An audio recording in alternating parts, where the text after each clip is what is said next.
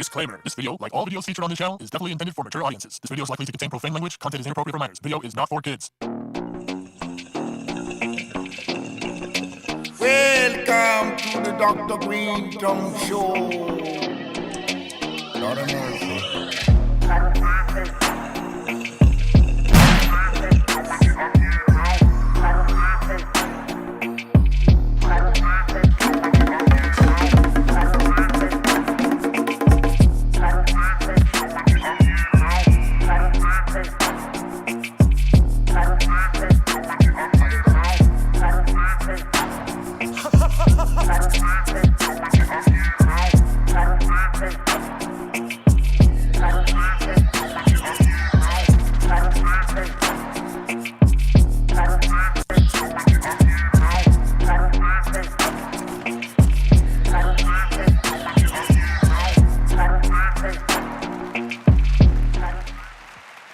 We are back, or I am back in the building. Hello! Welcome to the Dr. Greenthumb Show. Twitch, Discord, YouTube, and the home site, www.BREALTV and X. Hello, y'all. I'm joined here today with the Legend Squad. Starting off, one of my best bros in the world, Mr. Whitey Ford, a.k.a. Everlast. Thanks, brother. Oh, my I hope God. your trip was well. I'm glad to be back. I missed last week. I came in once while you were gone. We had a good time. Yes. Doobie held it down. Yes. Good to see you. Good to have you back.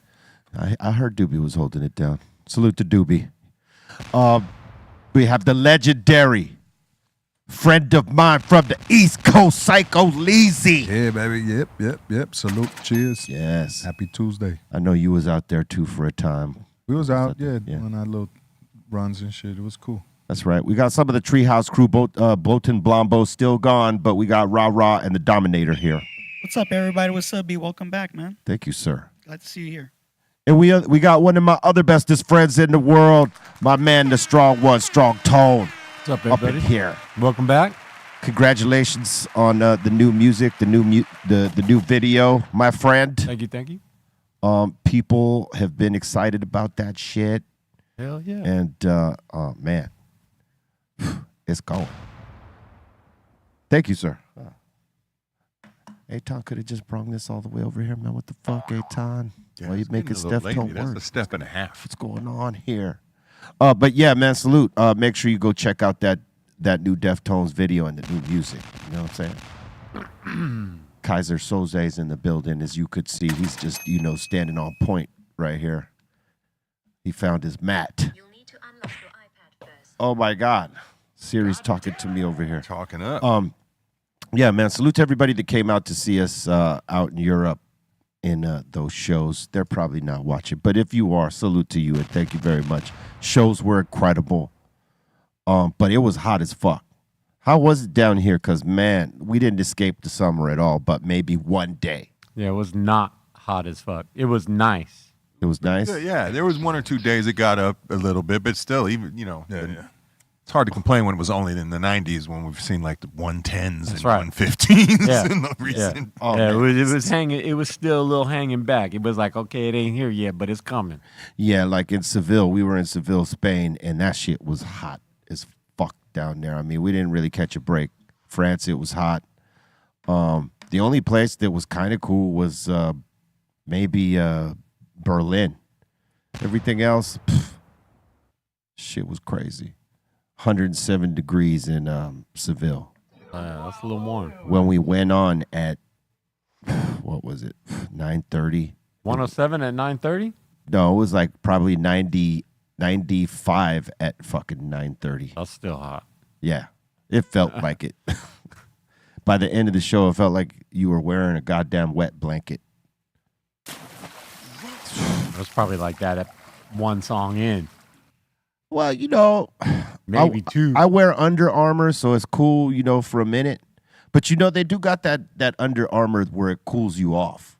Like if it Supposedly pulls the sweat away from you. pulls the sweat away and it cool. Nike has a version of it called Dry Fit. Yeah, it's the same shit. The wick. But Wicking effect. I wear the compression version of it so it doesn't get everything else all soaked up and shit. But yeah, that sort of keeps you cool if you got that gear on. If you got the regular shit on, you sweating fucking bullets. But the shows were awesome, man. We hit them with some different shit this time around. A little different set list. We were switching it up from night to night. We didn't really stick to one particular. That's fun. Yeah. That's when. Yeah, no. It's Speak on it. It was one of the funniest times of my life is when I let go of the set list. Right. And it was during like the first time I made an acoustic record, you know, the Life Acoustic, and it was just me and a keyboard player out there. And we were killing, but like every night it was like we got to know the songs so well. I just would go out there and we wouldn't write shit down. I would just start whatever song I wanted to start. And it became like every night was something flow of it. There's a freedom to it. Different, but you would do what you felt in that moment. So it always felt great. You know Yeah. what I mean? I love doing that. Do more of that. Yeah, yeah. You know, like because, I mean, you know, when you get stuck on a set list for so long, it just becomes like, okay, easy, snap in and you go. We're the type of dudes that always like to challenge ourselves. So we'll like fucking flip it around. We'll come up with different flips. And for this particular one, we decided, because you already know, you're my brother, and I'm sure you've seen this because this shit goes everywhere on this social media. We cover Jump Around as Every you know. night, dude. I love it. And Somebody's let got me to tell say you, that I ain't. let me tell you something, and I'm gonna tell you One something. of these days, you're just gonna be like, "Hey, come on out. We'll give you a hotel room, and like, I'm gonna charge you. I'll just Listen. go on tour. You just feed me, Listen, I'm gonna tell you the bit. give me a bong." Let me give you the selling of the bit. Let me give you the selling of the bit, okay? Because you gotta appreciate how the setup is, right? So it's the very last song. It's a part of our encore, right? And we only do one verse because Send Dog Stank Ass ain't learned the second part yet. But we could That's a joke, right? kinda. Okay. give me a better reason. I can think Well, of 1,000 well, better we- reasons we- Saint we- can give me that no, I can't. I don't no, know the second no, verse. better.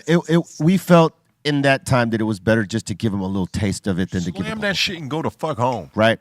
So that's been the cover for a while, you know, in tribute to you guys. And this is how I sell it to them, you know, like, hey, listen, we do the introductions or the outros, if you will, of this is DJ Lord, this is Eric Bobo, this is Scent Dog, and this is, hey, that's Be Real, blah, blah, blah. And we say, hey, look, thank you for coming here tonight and getting this energy. We got one more for you. It's not our song. This is a tribute to our brothers, but it's the most explosive, most impactful hip hop song of all time. And Thank you. when it lands, you're going to feel it. So don't get up till we do. Because we'll make everybody go into squat shit position. I almost shit myself one night for you, man. I just want you to know this. I ate way too For me? late. Well, I love your- you. I get you. you know I'm what I fucking mean. with you, but You know what I get mean. you. Not for you, but in your name. I almost shit You myself. gonna blame me if that would happen? No, I was just telling you myself, how. bro. I was just telling you how important it was. I was willing to be shitting myself. I to, like, saw get you this guys song. do it somewhere. Anyway, we get into the squat position, and we tell everybody, hey, look, when you hear this, you're gonna want to do something, but don't get up till we do. And sure enough, the horns drop, bah, and everybody, the sound goes. But people are disciplined these days. They wait. And the enormity of the pop from the squat position up is ridiculous. Now, that shit went kind of viral this time around due to Hellfest or something like that. But the other thing we did, you know, is all right, so normally we play Kill a Man, right? We play the end of it with the Rage cover bit. You know what I mean? Like it's we turn the last chorus into the Rage cover, right? And it goes into that heavy Morello riff and all that shit, and people get stirred the fuck up and they go, that was crazy, right? But what we followed up with this time is we followed up with Bomb Track. We covered Bomb Track, and man, the explosion that happened with that, because no one expected that. You know what I mean? No one could call that we were gonna cover that track, because it could have been that we did the easy one, Killing in the Name of. It's a fucking repetitive song, but it's dope. It's impactful. It's one of their dopest joints. But that would have been the easy one. But no, We don't do easy. We do challenging. And we didn't know how they were going to receive it. And man, when that shit exploded, bro, it was something else. So in that last song pack that we do, the last 5 songs, yours at the end, the fucking nail in the fucking coffin blow, that whole last part of the set is that fucking ill shit. And the way we flipped it this time around, we didn't know how it was going to be received, but fuck, it went. I hope I gotta say. at the festivals after you did that every time, and you walked back to the little dressing room village, and you saw who was going up next. You gave me a little wink, and then Oh yeah, you know that's how Soul Assassins do. That's how we do that shit. It's like follow that. And even when I would go out as Everlast in festival situations, crowds are usually pretty good, so I'd wind up doing Jump Around, and it's just.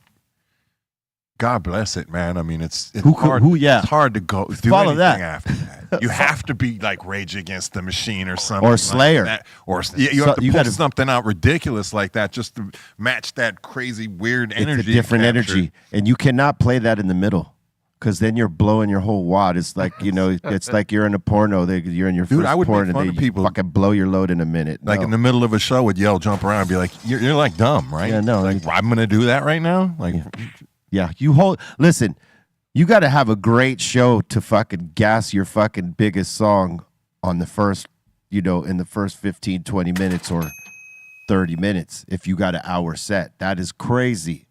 Unless you got a really compelling show and your album was as dope as maybe your single was. Like, you got to have that. And that's not always easy for anybody, but I got to tell you, even so, to gas that song anywhere else is a waste, because that's the pop. Man, then that's the song. If that song is the one that you can't do first, and that's the one you come out do first, and then you're out. You just do it that one and you leave. You don't have to do. I'm gonna- you don't have to do any other song. Yeah, you just do that. I'll go ahead I'm out. and show my little bit of petty hurtness right now, because I really appreciate how you said most impactful and a few other things, because like I'm sick of seeing like VH1 lists of like the top 100 Their lists are whack. and this, or hey, it's not just them, it's fucking Source, any of these fucks, man. You know what? It's well into the back half of the 100 when it's top 5 all time, regardless what anybody want to tell me. Hey, listen. Period. Listen. Fuck you. I have used this I song. got the receipts, literally. Listen. Let's compare licenses. I've seen what you've done with it live, and I've seen what I've done with it with 2 completely separate bands, because Prophets of Rage covered it too. And there ain't no song like that one, not in the hip hop catalog at all. And to me, those lists are bullshit. We should make a list of the most bullshit list makers a good one, of all time. a list of the most bullshit lists. That song pumps up the crowd at any genre Any genre. being that it gets dropped. Listen, at Hellfest, the thing people were Any genre. at Hellfest, some metal head purists were like, well, they're not metal. Why should they be there? Blah, blah, blah, blah. Fuck you. We could snap in at any place, but most especially places like that. And look, we used Jump Around from my man Everlast right here. And that shit had the biggest pop. Dude, Any genre. I'm going to tell you, I've played Hellfest. I played Hellfest during that acoustic fucking tours I'm talking about. I did like 2 years of acoustic tours. And I remember showing up at this place and it being the most metal, dark shit ever. Yeah. The band that was playing right before me was called like The Bread That Butters Its Bread or some weird name like that. I swear to God, it was something like that. And I'm sure people can find out what it was. It's not literally a name close to that. And I'm calling Ivory, my manager, like, what the fuck did you book me? I was like, will you just take money from anybody? Did you ask who else is playing? Like, do I fit in? Like, me and my keyboard player are like, we're going to get shit thrown at us, dude. We're going to, because we were doing like love songs and shit, right? I'm like, fuck, freaking out. Like, this is going to go badly. And then Ivory's like, the check was this. I was like, well, I'm going to try and do it. So we go on stage and I tell my guy, like, hey, man, whatever, if something goes south, just get up and walk the fuck up off the stage and we're out. Hey, that's all you Meantime, it was can one of those things where it was alternating stages, and I don't know if it was the same venue, but this place was doing it in like these hangars, like Yeah, it's airplane type hangars, but huge ones. Yeah, they So, like, moved it around. when the band before me went off, the band in the next hangar went on, so everybody went over there. So my thing emptied out, and I was hoping at best nobody would come back, and we would just play the show. Slowly, 10 minutes right before we were going on, it starts filling up. But now it's not just like the grimy rock dudes. It's like all of a sudden they got their broad with them. And I'm starting to go like, this is fucking weird vibes, dude. And like the way the fucking hangars were like set up, the dressing rooms were above, and there was like a walkway around the whole building, right? And there were little rooms. Yeah. I'm looking up, and all the fucking bands are out now. I'm like, oh, they're out to watch the massacre or something. You know, I was like, we're about to fucking, this ain't going over well. I keep thinking, like, dude, we start playing this. These motherfuckers locked in or swaying with their chicks. This is Hellfest. I'm like, I just heard the most music I ever heard in my life. Oh, man, they got it together out I was like, wow. And you know, that's the thing about metalheads out there is they're open to other shit as long as you ain't whack. We were the break of the day. We were the like, hey, everybody come break. We were the like, Yeah. the break plate up in between courses. Breaking up the We were there monotony, to cleanse the palate. breaking up the monotony of the metal, Next comes up. Well, you sound good. But break- you could have dropped, breaking up. jump around, and that crowd would have Oh, they would've lost it. it. They would have lost it. But I wasn't even in that mode. I'm just saying, like, Yeah, no, but that's when what- he kept. And when I kept hearing Hellfest, I was like, why does that fucking? I was like, oh yeah, that was like one of the scariest things I ever did. Yeah, Yeah. but I'm saying we were still on. I was still on that train from where we were at talking about. You know, Yeah. They I'm definitely saying that would've done. song would have blown up at Hellfest. Listen, I I'll think I tell did you what. play an acoustic version of it actually. look, Even that would have no, blew it no, up. no. Time out. Just you're going too far now. An acoustic version would be cool, but it wouldn't pop like the Not original. at all. Not at all. No. But let me tell you what. Let me tell you how strong this song is, though. It doesn't have to just be us as Soul Assassins covering our bro song. It could be anyone covering the song, and if they do it right, they're blowing up the spot. That's how good I it know is. for a fact, Snoop every night.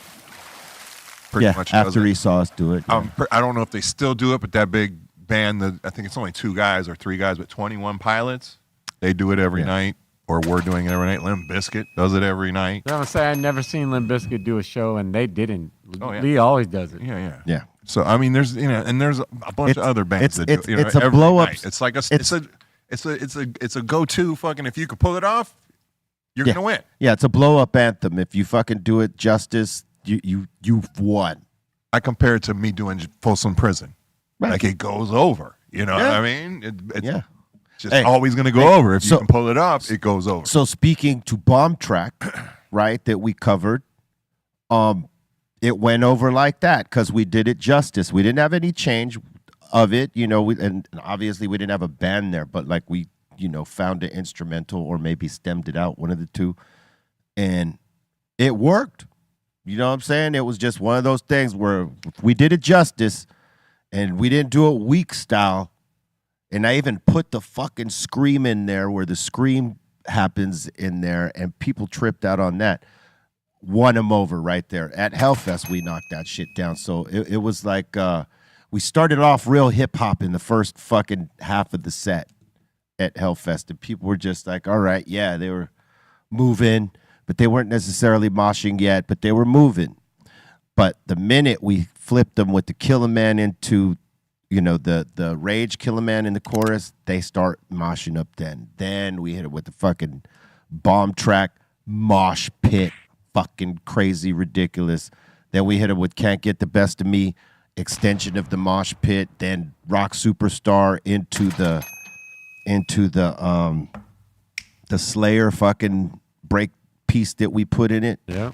And it just destroyed. And then Ramped up. we fucking hit him with Jump Around at the end, which had no rock shit in it. And it had the biggest reaction. I mean, everybody was talking about Yeah, it. I it mean, looks like fucking, we're still getting tagged from that performance 4 weeks fucking later. That was in like the first week of that tour. 4 weeks later, we're still getting hit on that. Yeah, because it's a great ending to the ramp up that was going on that whole entire time. you know? Oh, yeah. It was a nice release. There's just certain songs that win if you do it right. But this is beyond that, because I just want to say that I've seen this song played in by many different people in many different forms, and it fucking blows up. It's a blow up song. To me, it's probably in my opinion, top 5 blow up songs of all time, if not number 1. Because I mean, I ain't seen another hip hop song be as impactful on a crowd as that one. And that's just real talk. I mean, you know, I've seen a lot of sets in 33 years, and I've seen a lot of groups do a lot of shit, but no song has caused the reaction that one has had in the realm of hip hop. And if you take it out of hip hop and put it into a mixed genre field, same fucking shit. Korn has one. Blind. Yeah. Yeah. Yeah, Blind is dope. That's Yeah, but I'm Blind. saying That's pretty good. I'm saying that's Pop. that's in their genre though. Yeah, But it works in every genre. yeah. And that song, Jump Around, is a hip hop song that works in every genre. Yeah. Even if you just play it in its original form. And it's the best way to play it in the original form, because that's the shit that gets the fucking pop. As soon as people hear that intro, though, Yeah. They know what to do. You don't got to tell them over. shit. I mean, well, how often has a record stolen an actual classic Hall of Fame rock and roll songs intro and like made it theirs? Like, I have to tell people sometimes, like, oh, that's Harlem Shuffle, and they'll be like, "What's that?" Now, you know, young people I'm talking about. I'll be like, "Oh no, go listen to it." A hip hop audience is very versed in rock and metal though as well. You know what Yeah, I mean? It's yeah, not some like of them. it's not like they're blind to it. They know them songs. You know what I mean? I think the Korn song goes over at a hip hop crowd. I think so, At a too. hip hop show. You know what I mean? They'd be like, "Oh, damn!" Like a Rage song would. Yeah. Like a Rage song would. But they would recognize it, is what I'm Yeah. saying. They already know it. Yeah, certain Rage songs would go off on at a hip hop engagement because a lot of people know it. For sure. You know what I mean? It may not go off. These, you know, some of these songs don't go off at every fucking place, but that song, I know for a fact, goes off at any place you fucking.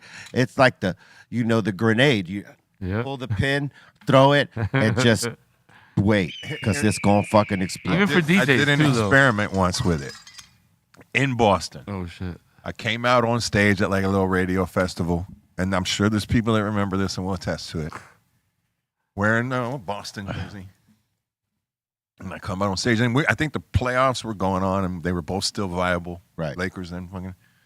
And come out there, and we do our whole set, and fucking I'm talking my shit about fucking, this, that, or the other, and I'm like, yo, check this out. And I whip off the Boston jersey, and I have the Laker jersey on. And the entire fucking 20,000 plus people are, And then you drop and it. I'm like, it's all right, though. It's okay. It's all right. It's okay. Because I can do this. And drop the record, and the Yeah. place goes bananas. That's Yeah. great. While I'm, you know what I mean? So it's kind of a testament to the point. Like, I did it on purpose just to see, like, how far can I Still works. How quick can you turn a booing mass into like eating out of the palm of your hand? That's a great And that song test. can do it. Yeah, that song can There's do it. something about the way that song came together. Absolutely. It's a silly ass rap song. It really doesn't have much deep meaning. Pag it up, pag. You know what I mean? Like, break it down. I did an acoustic version. Is when I realized how silly the lyrics were. They're dope. They flow. They like bounce. I mean, it's a rap. It's, The era, but too. It ain't like some meaningful. It's funny. It's just a party song. That's it. But the era too, like it suited the time, man. It was hot as But fuck. something It was about the still- energy of when that track came together and all the pieces and why it just all made sense. the intro, the hypeness of the beat, and the fact that you're yelling "jump Nigga, around," telling nigga, people to wild out. just that being the Irish anthem is enough That too. to blow the fuck up. That's it. And Oh, so yeah. the world just, Well, that shit is. hands down, without you can't The mince video words. of the You that can't- was at the parade. you Come can't- on, that shit you- was off the hook. You can't fuck around. You got to say it's a great song. It's an amazing song, and that crazy. and That's what I'm saying. The timing, everything was just great. I just said perfect. it was silly. It was kind of silly. I mean, it's Perfect. silly, whatever. It's In your fun. opinion, Silly. because I don't mean even like disrespectful silly. I just mean like it ain't Yeah. meaningful, Yeah. deep, like well, the thing is, Rage Against Yeah, the it's a Machine. fun song. It's Well- like jump the fuck around. Right, yeah, but Wild out. song. hey, It's but fun listen, song. Yeah, listen, yeah. and everybody could say this here at this table, like what you were writing. Even you as a guitar player, what you were writing in the early '90s is way different than what you are writing now. Yeah. You know what I mean? So you evolve as a songwriter, but that's the jump off, and that flow right there and that pop off and the punchlines. I mean, culminating with that fucking beat that Muggs put together. 1,000% though Outta is here. I would love you for saying that, but I have to say behind it, it's 1,000%. I had heard the Cypress Hill's first album, and it was me trying to fucking ride that wave too. Like you had brought like something to like I was like, oh, that's the feeling again. Hip hop was kind of dead. People don't understand this.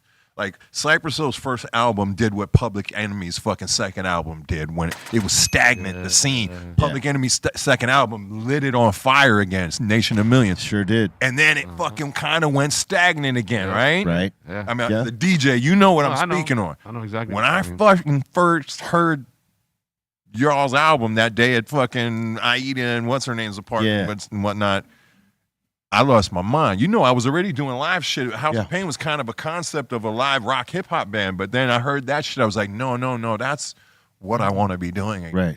And I remember you told me that. And way if you back. hadn't said to Muggs that night, like, hey man, you should probably fuck with him. He's because we were freestyling all that afternoon. Yeah. Or whatever.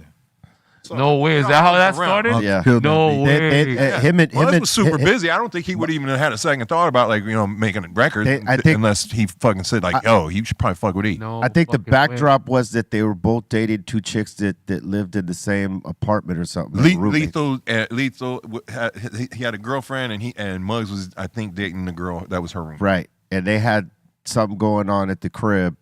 And that's we all met up at the Reggae Fest. We met up at the Reggae Fest Yeah, first, at yes. Greek. At the Greek, That yeah. was the first day I met you, and then we all wound up back over there because we were smoking and drinking. And Muggs was like, "Yo, we want to hear the album?" And we were all like, "Fuck yeah, let's hear it." Little did I know what I was about to fucking hear, dude. Who knew that day sparked the whole shit? You know what I'm saying? That was crazy. Yeah, I was about to say, man, who would have thought that was going to be the events, the sequence of events? Yeah. To life, get right? to this point, you know what I mean? That's Note one from the little fucking crackling speaker of Pigs. I was like, what the fuck? And then, because it was sequenced. You guys, the album was done, but I think it wasn't out for another few months. Yeah. But I was like, it was the most amazing fucking thing I had heard. Well, thank you, sir. Fucking, like right there with fucking It Takes a Nations and Critical Beatdown.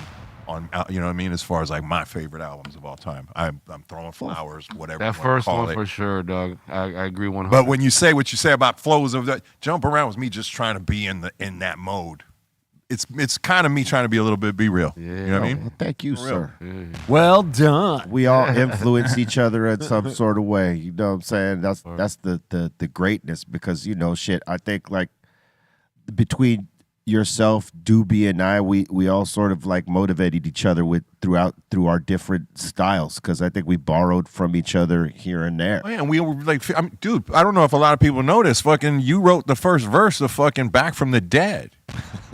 Like, for some reason, last minute, Muggs didn't want you to be like he didn't like features. Yeah, he didn't want me to be on it, so Yeah. if I could took me off. It was also why I was never on a Cypress album for a long and until like later on. You know what I mean? Because he just didn't want that happening. Okay, as a producer, I respect all that. What I'm saying though is like, fucking, what was I just talking about? That It was Back from the Dead. Oh, Back from the Dead. We used to do live. The Baker Boys had given me the beat, and like I had a song written to it. But like when we were on tour, Soul Assassins tour, at the end of the show, we'd flip it. We'd throw the beat on, and we'd each do a verse. Me, him, and Doobie.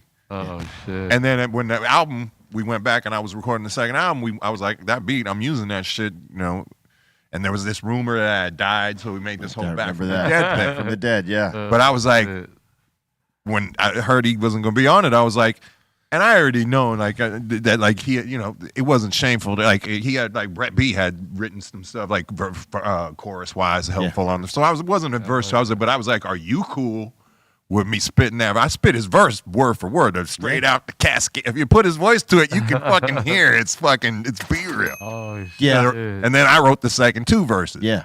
I'm gonna go look on YouTube, see if I can find that shit somewhere. Damn. That's the kind of shit we're talking about. Yeah. Like we would just, there was not, so even on other songs, it'd be like, yo, is that line dope? Yeah, but what if you just even put, it's that kind of thing. Put There was no right ego. there, and that might even be There was no ego on this little shit. shit. There was no ego on this shit. We could use each other's shit and it wouldn't even be a fucking thing. You know what I mean? Because we all fucking It's all family. trusted each other and were supportive and I mean, look, We were I mean, just all Mello there wrote every day. Mello wrote the first version of Real Estate, which is on the album. I wrote the remix that ended up being the single. Brett B wrote my first verse on Hand on the Pump. I wrote Send Dog's verse, and I wrote my third verse. You know, so we were constantly flipping it around. We like really did it like a team. You know, it comes down to like what you learn quickly if you're gonna make records for a living, right? You learn to serve the record first. So if there's a verse that fucking elevates and makes you elevate yours, why not? Put your ego And aside for a minute. that's what the classic R&B singers did. I mean, the Temptations didn't write none of their shit. But I mean, I believe as MCs, you got to be involved. Yes, you know what I mean. absolutely. But I don't think there's any harm in like your crew, because that was crew too. That wasn't like we were going and paying hired guns. It was us. Like, yo, is this fucking one sharp? Is this one killing? Am I hitting it right here where I think? Is it as dope as I think it is? And the cats that would say, I never worried about somebody telling me it was whack, because Muggs had no problem at all. Not a problem. Shit was at all. trash. Those were the same dudes that were He would around. be like, it's all right. And those were the same dudes that were around when you were molding that craft, I right? can't lie, B. No, I'm not good at lying. Nor should you. I'm not Nor good at should lying, you. B. But that's how I learned no. to be produced. It's I like, mean, okay, you listen, gotta tuck your shit. You got to have a tuck your producer. feelings, man. You got to have a producer willing to tell you when you don't sound exactly on the one. You know what I mean, or their vision on it, because their name's going on it too. And you know what I mean. Nobody wants to fucking have their name attached to something that they ain't 100% comfortable with. So realistically, as the artist, if you're asking someone to produce you, you should be willing to get outside of your ego and say, okay, I'll do that again. Because like Everlast said, you know, you could ask Muggs and he'll be 1,000 with you if you were a soul assassin for sure. Like, hey, what did you like? It's all right. It's not that shit though. that means go do it again. That's what it means. And then if he wanted to get aggressive, you know, he'd be like, what the fuck you doing? Are you even like rapid? Like shit like that. He like test you so he was like a Drill sergeant? fucking one of those Phil one of those kind of film directors that would do whatever they could to get the performance they wanted out of the person. Yeah. If he sensed like getting you pissed off would make it better, he'd do it. You know what I mean? And I don't even mean that in a shitty way. I mean, like, I listen to the record, and I'm like, the record, he did what he was supposed to do. Yeah, this is the way he'd really let you know is if hey, what you think about this? Let's just do something else. If you got that, then he wasn't really fucking with that. He was being nice about it. Yeah, that he's just being nice. But let's just go on to this thing over here. Check this out. I'm gonna give you this. That's cool, but how about this? Yeah. Yeah. But yeah, the best time was the best line is it's all right, but it ain't that shit. I mean, I heard that so many times and it, you know, would anger me, but but he got what he needed from it. He made me kick that shit better. Give you the You can't be mad if the producer tells you, yo, do that shit again, B. Yeah, no. Do that shit better. Do it a little more energy or something, you know? Yeah. So I said, fuck it. I'm just gonna keep rolling till this motherfucker likes it. And when he liked it and he loved it. And I knew that if he used it, it was going, because, you know, he would not fuck around and use nothing if he didn't like it. Ain't that right, Soze? Well, he knew you were going to do something that he was going to like. So, you know what I mean? Because otherwise you wouldn't have been doing nothing with him. Yeah, he had to just figure out how to get it out of you. Yeah, you know, and I think he used a different way for everybody, but mostly he would be 1,000 with everybody the same way he was with everybody. Like, he would not mince words if he didn't like the shit. And that's kind of something we all gotta do in the studio anyway. That's the whole reason why you're doing it so many times, is you're really hoping to get that one that you did not expect. Like, whoa. Yeah. Man, that was the one. I mean, every person in this fucking room can attest to the fact that some of the flyest, dopest shit that ever happened while you were making a record was happy accidents. Right. Like, whoa. Right. A lot. Yeah. Right. No That's doubt. what I'm saying. That was crazy. You're like, I didn't see that one coming. Yeah. Hey, like Killer Man was the magic. Killer That's Man what we're was- looking for. We're searching for it. You know, what does like Grateful Dead say? Like, they'll play 4 hours on a stage for like that 1 minute of cohesive magic. Mm-hmm. Yeah. I mean, look, Killer Man was made from 3 songs. You know what I mean? I wrote 3 individual songs, and Muggs gets to the beat that ends up being the song. And as I'm laying this shit, he's like, I like that. what about that verse you had on this other shit? Could that go there? And I tried laying that. And I fucking bust that. And then I wrote a completely separate verse that went with those other two. And that's how Killer Man got made up. You know what I mean? It was an accident because it was like 2-3 different other fucking songs. Muggs heard the verses from those songs in his head and say, hey, I want this piece, this, and this piece, and then whatever you do here. That's so dope. And that's how that shit. So when everybody puts their egos aside and focuses on the best outcome, you're Yeah. killing it, right? Yeah. It's always 4 or 5 heads better than one, as long as everybody's on the same mission. Yeah. On Killer Man, I think it was the last verse. The third verse is what I actually wrote mostly too. The other 2 verses were from another beat, completely different beat, but like I kept the cadence from it over that Killer Man beat. And that's how it came out. Killer Man in New York, when that shit dropped, the streets was on fire. Fire. That shit was stupid, yo. Shit was on fire. Back in New York, let me tell you, if your record wasn't playing in the clubs, you don't got a hot record, B. Yeah. So that shit was definitely rocking in clubs. You know, all our shit was rocking in the clubs. Yeah. But that was important. That was a New York shit. Like, if we don't hear your shit in the radio don't want to play your shit. If your shit ain't hot in the club, you know, so. And everybody thought it was from over there. They didn't understand the lingo. They were just feeling the music. You know what I mean? Well, it was a lot of people there's- over there thought it was East New York is known as the area they call Cypress. In the Cypress Bronx, right? Hills. Is that what it is? Cypress Hill. I mean, that's where Muggs kind of also got the scratch from the Wild Style soundtrack. Where what's his name? Ram LZ. Ram LZ. Ram LZ's on Cypress Hill. Yeah, Cypress Hill. Yeah, that shit was super dope. Another reason that record blew me away because of the levels of b-boy and shit that were in it. Like when I heard it. Hey, that scratch fits so perfect too. That's like, yeah, that shit just fit. Oh yeah. It was also the first hip hop record I'm aware of that actually had bridges and B sections. No shit. Well, you know, Mug, as you know as well as I do, he was a big Tell me fan another of one that actually had B sections. Well, he was a big fan of the Bomb Squad, so he was doing Muggs, but like inspired by the Bomb Squad. Dog, it was a tempo change. That tempo that changes tempo in the bridge of Killer Man. Yeah, the whole shit. Yeah, whole shit.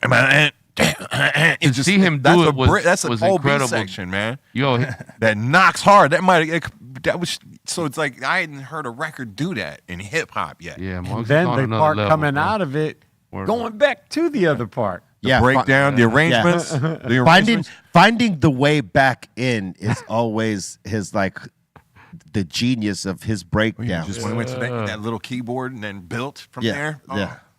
And then splashed in it and like, Muggs is cut precision. I heard it before the world and knew I was hearing something ridiculous. To see it happen in the studio was crazy. I remember him scratching in some of those breaks. He would just like scratch a loop, you know, a little part of it. He was literally mixing it live and then go back, loop it, scratching little parts of other shit in it to make these breaks. Yeah, that fucker's Real chop game DJ was genius, man. I gotta say. But he had good inspirations like from Molly Mall and fucking the Bomb Squad and guys like that. I mean, shit. Yeah, because I never heard nobody flip the SB12 like that either. You know what I mean? His sound to me sounded like Ultramagnetic meets the Bomb Squad. Yeah. Meets like which we were listening to a lot. That's really exactly what it sounds like. Like the best elements of all those things combined in the best way. That is no shit though, because we were listening to a lot of PE, a lot of Bomb Squad work, a lot of Ultramagnetic at that time, and they were the most different shit. Like in terms of like traditional hip hop on where it was going, those two groups sounds were fucking mad different than everybody else's. Saint G. Yeah, Saint G. Beats. Keyboard Money Mark. All those guys. I mean, Keyboard Money Mike. They had a guy, Keyboard Money Mike, down there. And Mo Love. Yes, they was fucking knocking them. Salute to all those guys, man. They were definitely an inspiration and to everybody. At least to me too. Nah, for real. Ultra, big fan. One of my favorite singles ever is Funky, man. Yeah.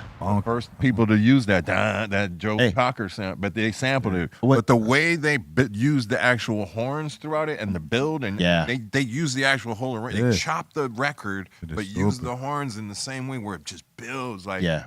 I mean, California Love's dope and all, but it's replayed. I mean, the way they It's freak replayed. that sample, Funky is one of the Yeah. dopest fucking records Just ever. to hear that grittiness of the vinyl is Sample, right? The chop. Hey, but when that you- shit come on. Hey, but you know that it's time to get beat wanna up. bang. Hey, you want to know what's the crazy Sam shit? is Get on beat up. trombone, going hard back to back. New No, York get was with it. lit with that one. Take off your coats, meditate.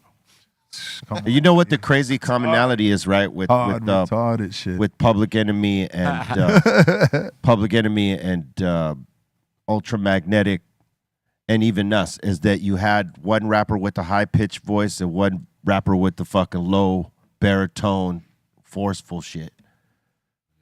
That was the shit that we borrowed from both those groups. And then he was like, they was on that scientist Yeah. words and all that crazy, like that just made. No, they had their own lingo, like germs were like whack people. Yeah. They was a germ. You're a germ. Like, That is true. They did have their own shit, shit, man. Yeah. They were Cool Keith. they were rap Cool Keith, scientists for real. You produced the album for Cool Did Keith. an album with Cool Keith, man. Like one of my favorite artists, man. My favorite rappers, And it's funny because I did an album with Be Real, one of my favorite rappers too, man. So it's like, You know what's crazy about Cool Keith is that he's like the dude who found out how to reinvent himself over and over before anyone else. Like before Busta Rhymes, because Busta Rhymes is a king of reinvention of himself, right? But before him, it was Cool Keith. Dr. Rock. yo, let me tell you something. Let me tell you something. This guy comes in the studio with a book bag, them big yellow pads, the writing pads, like he has like 10 of those shits, all filled with shit. So I'll play him a beat. He's like, boom, boom, looking. He's like, all right, let's go in the booth. Yo, one take, everything, bam. Apartment 223. And he writes without the beats, so he So he makes just has it to fit put in the studio. He'll be like, oh, I got something for that one. So he'll pull out a chick verse or something, Well, that's a hard verse. He stays on his game, man. He's Cool Keith. crazy.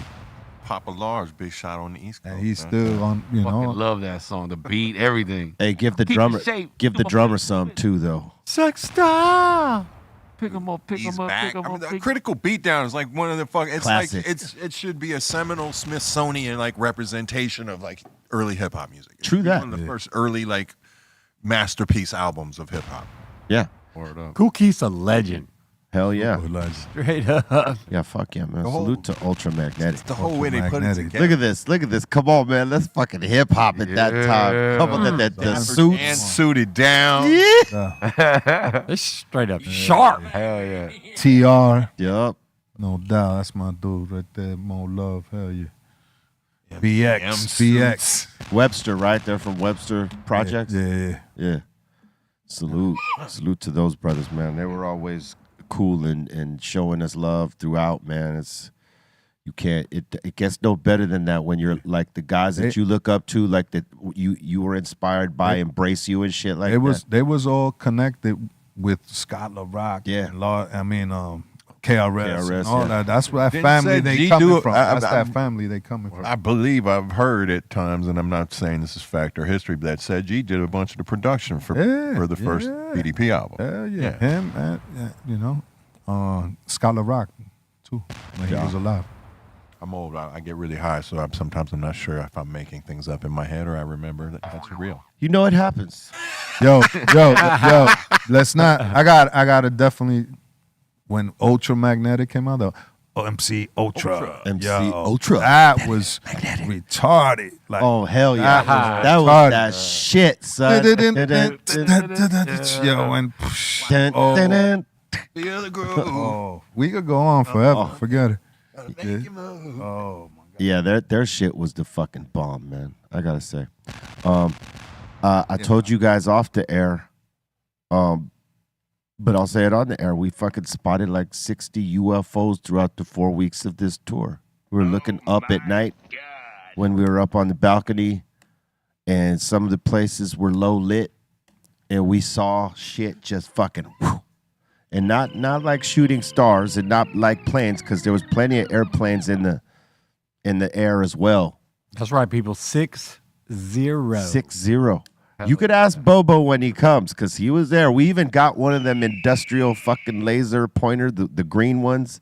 When we'd spot them, boom, we'd click it on and just follow it. Oh, damn, it was that many. After a while, you're just like, when are we going to start spotting these motherfuckers? Yeah, dude. Pointing lasers at If you look That's what I up, said. They're just lighting listen, them up. if you look up at night, you know, and you're not in a too, you know, well lit area, right? If you live in a place that's so low light, like where you live in, like the hills, right? Right. If you look up long enough, you'll see them.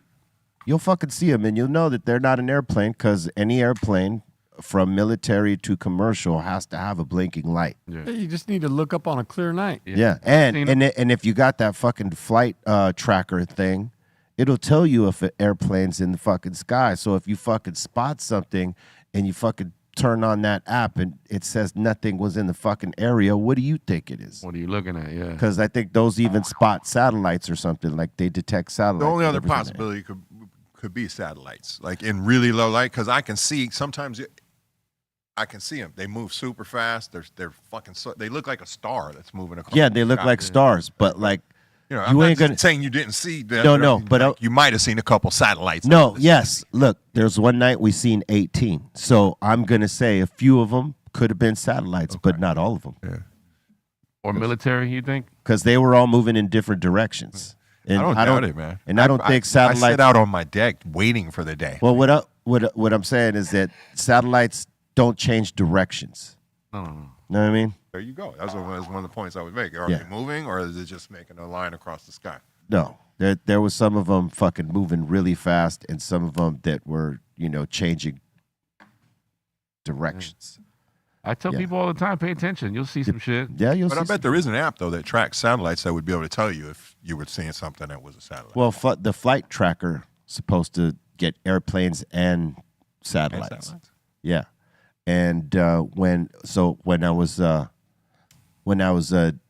I spotted a couple in Greece, because that was our last show, one of the groups that were playing with us, they saw what I was clicking, right, and they're like, "What do you think that is? Is it an airplane?" I'm like, "Nah, that's not an airplane. Look over here. You see that flashing light with the red? That's an airplane. That, you tell me what it is." And so he looks on his flight tracker. There's nothing on it. There's no satellite shit. There's no plane that went by except for that one that had just gone by that he actually seen with his own eyes. So there was that. There was no satellite in the area apparently. So, Oh, I believe it. and I think the satellites only track in one direction. Again, they don't necessarily change trajectory. They they're stay- in an orbit. Yeah, they're in an orbit. literally. Yeah, they're going. But it's crazy that you could see those too. Yeah. Yeah. Steph, you ain't seen them, huh? I'm just laughing. Yeah, I know you are. You don't believe that shit, Steph, or what? Hell no. One of these nights, I'm gonna point it out for you. Hey, So we you have a can mutual see. friend. You know Pete, right? Yeah, the Pete. homie Pete, right? Cuban Pete. Cuban Pete. Shout out to him. I was in a car with him in Miami, and I seen some shit. Pointed it out.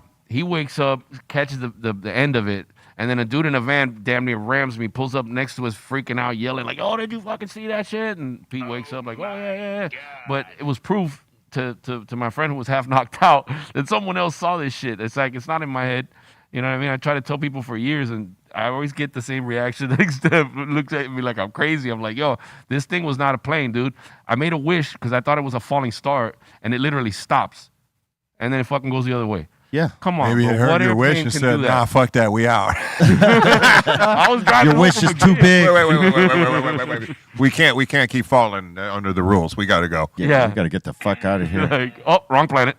Nah, there's definitely a lot of things that are in the sky that you cannot explain what they are. I mean, you Well, just these have- things we could for sure. Yeah, you just gotta look up, and you'll be like, "What the hell Like, was that?" It made me want to say, like, get like some thermal type of cameras, the night vision ones, and like fucking spot them, and so that you could actually see them, like film that shit. Well, Cause the good thing is with the night vision ones, you'll start seeing the things that you can't see. yeah, Because now you're seeing on a whole different spectrum. Yeah. That shit was crazy to see that many. And then we saw one that was fucking like, it was really bright in the beginning, right? It was almost like it was coming from the way we were situated. It was coming from east to west. And then it got bigger as it was coming west. And then all of a sudden, instead of just going straight up west, it went up and then out. Yeah, And that was fucking crazy. I wish I could have filmed that, man. These iPhones are shit for that, because then when you zoom that lens, you gotta like find it. It's like a latency that happens in the recording. You just got to record it wide angle, and later on you could, if it's, you know what I mean, like, if it's something actually making those kind of movements, you'll capture it and you can edit it in. But they're so far up that you can't. It's Yeah, you're never hard gonna to get see it. that little dot. You know what I mean? That's why I like when I'm trying to get it, I'll fucking, try to zoom in on the fucking thing. But then like you got to actually really find it and keep up with it from there. Like you can see it with the eye, but when you I'd try to be zoom sitting in out with on the my phone- deck all night, There's a guy. smoking weed, waiting. You should just put GoPros up. Daring aliens to show up. Just put GoPros up for a couple hours and then review the footage. You'll see. I used to listen to Coast to Coast AM all the time when it was Art Bell. Then Dun, dun. George Norrie's been doing it for a long time, and there was a guy that they had a guest that would come on regularly. His name was Ed Grimsley, and he would take people out on tours, nightly tours, and they would all go out wearing the night vision goggles, and people would, like, you can't see anything. I mean, you might see a light here or two moving around, but when you put on the night vision goggles, people were watching like you just looked like it was swarms of them in the sky, like everywhere, like, because we don't see in infrared, we don't even see half the stuff that's moving around in the sky at night. Yeah. I don't doubt it. Yeah. What the clouds are there for. I mean, even on a Camel. clear Cover night, you up. you ain't gonna see nothing with the clouds. But a clear night, I mean, there's stuff up there, and you wouldn't see it if you didn't have that kind of vision. There's been video footage of like lightning going off, and then you see the shit that's inside the cloud. Oh, yeah. Like, those are pretty cool. I don't know what's real. The sprites Yeah. is what they call it. I don't know what's real, but I like watching all that shit. You never know what the fuck. You know never what I You don't know. Nothing is real. Everything is temporary, brother. Everything is man-made. Well, it's certainly as real as you want it to be real. You know what I mean? Some things, yeah. Well, there's people that say we're living in a simulation. You ever heard that conspiracy? Yeah. Well, I'll there's stop you right there. Like literally nothing. yeah, we could just stop right there. I love conspiracy shit. I'm not saying I believe it, but I love listening to that stuff. It's interesting, some of the conspiracies, that is for sure. Well, I think the simulation thing is just it's kind of like in relation to the fact that you are manifesting your reality. That's kind of what it is. You create the reality that you're in. Even if, if we're making good choices and, doing good things, we should by default have a good life. Yeah. For making Yeah. shitty decisions, you're gonna know So the result. It's not always that way, but thank you. You stopped me from making a different example. yeah. I mean, it's not No. always that cut and dry and that easy for No, sure. but I'm just saying generally. A lot of people speaking. live really, really good lives and wind up with really, really shit ones. Yeah. And vice versa, you could start off with a very shit life and then end up having a good one. But that again only affirms what the simulation thing is. You know what I mean? There's the things that defy reality. You know what I mean? Why would it be like that Think about it. Like trading places really happens, but in a different way. all the time? And I'll give you an example. There's people that were born with everything and then lose it all, right? And they don't know how to be after losing all that shit. Right. And then there's people like many of us at this table that came from absolutely zero. Get a whole bunch of something. And and now we're in a completely different space. Yep.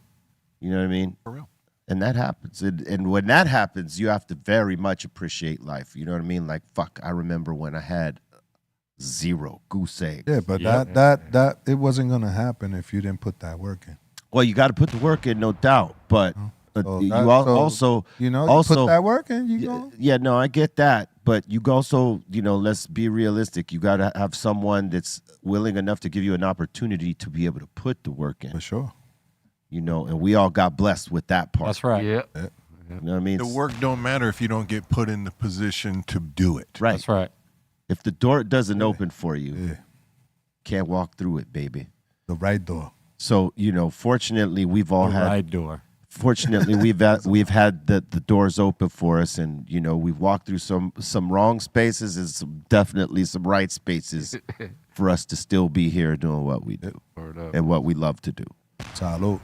Cheers to that. Yeah, cheers to that. Cheers. That's a privilege. Not everybody gets to do that, and For some real.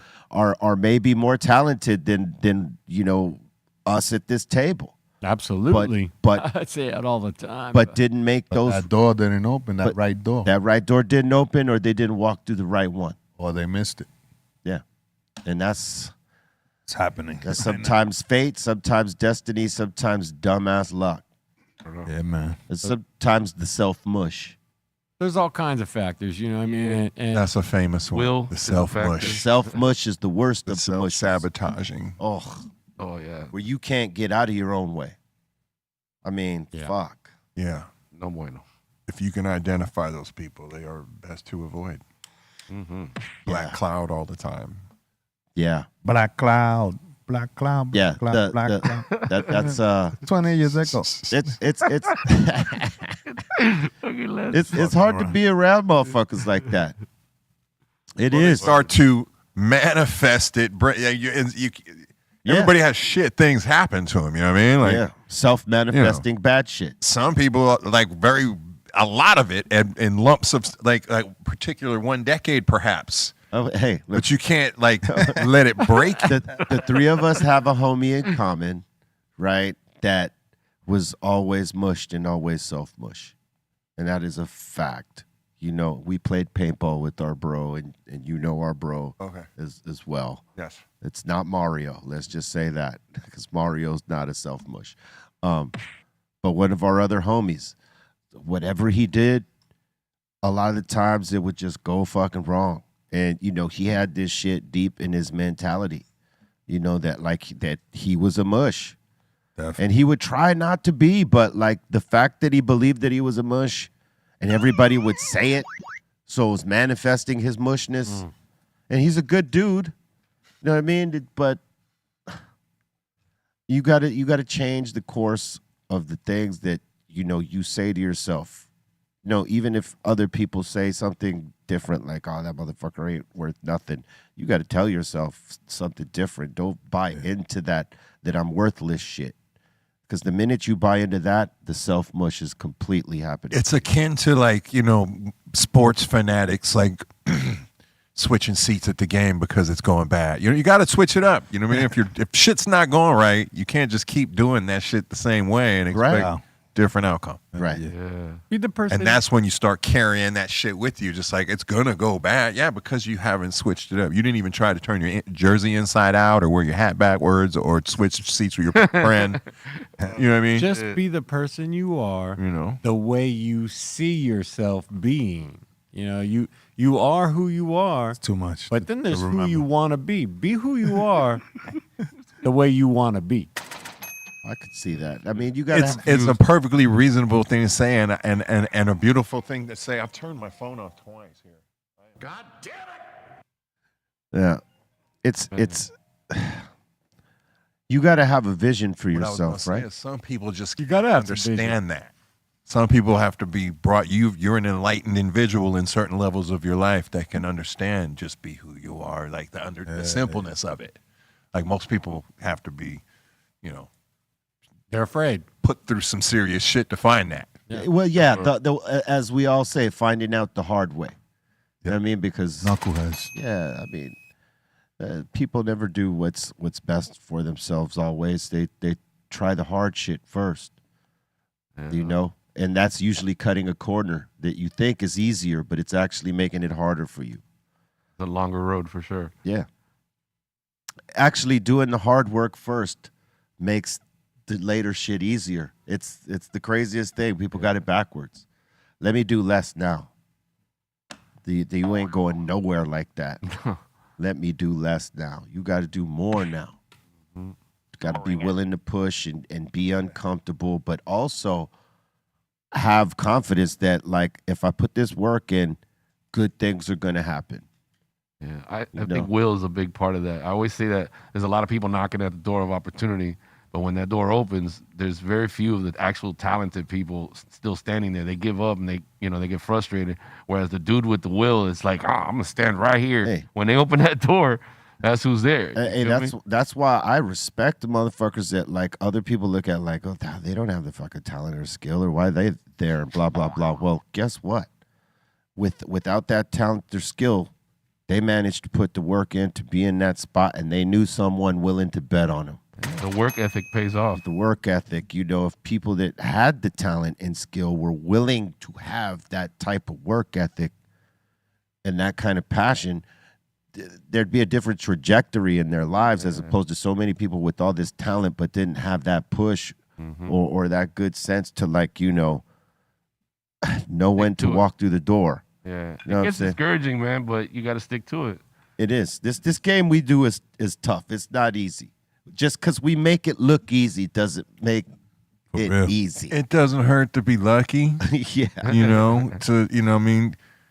To create some things that stand the test of time and become a piece of people's lives is a huge privilege. Yeah. And it passes down from, obviously we've done something that passes down from whoever we first entertained to the next ones beyond.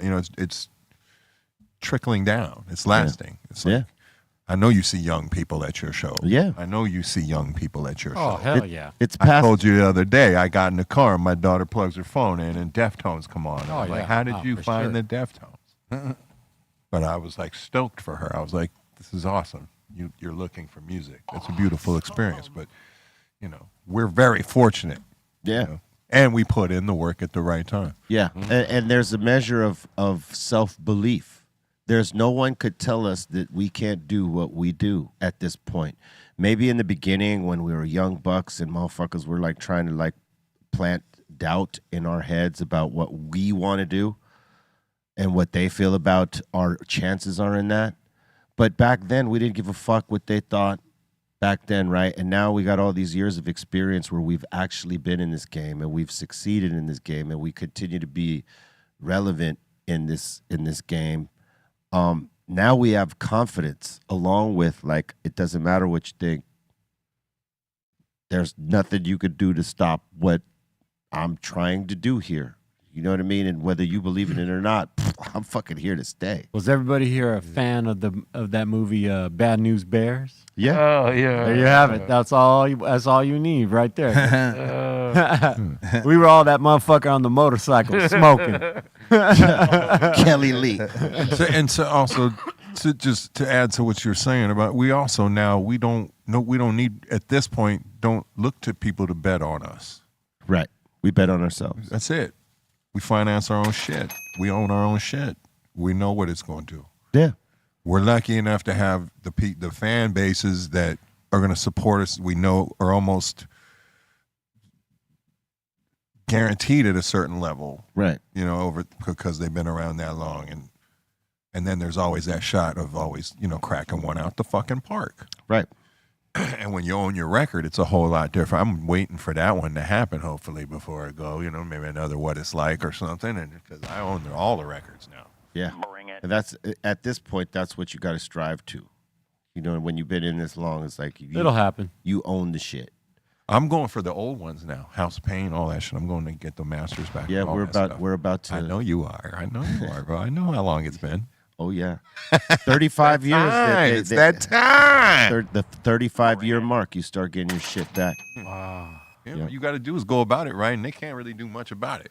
Yeah, I mean they'll probably want to license the music from. Well, I was gonna say it's either that or the ultimate goal is like an unfathomably